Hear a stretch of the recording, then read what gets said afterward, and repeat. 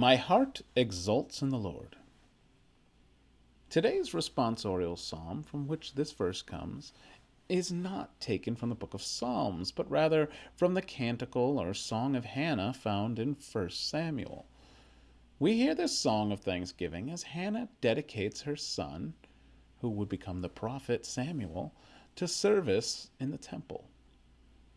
As our first reading reminds us, this is the son she prayed for and in turn promised to dedicate to the Lord.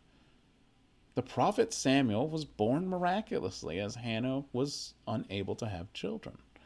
So the scene in our first reading is Hannah making good on her promise.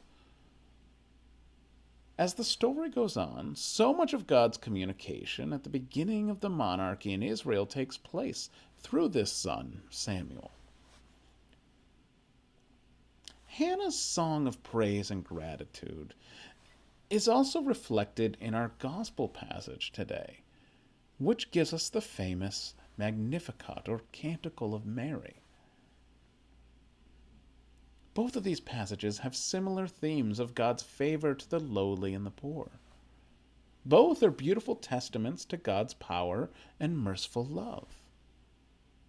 The fact that we have both in our readings today reminds us of the consistency of God's action throughout history. This is how God works. In fact, the story of salvation is the ultimate underdog story, one we all fit into, as long as we put ourselves in the same mindset as both Mary and Hannah. So, as the days of Advent wane, let us be inspired by these two examples of humility.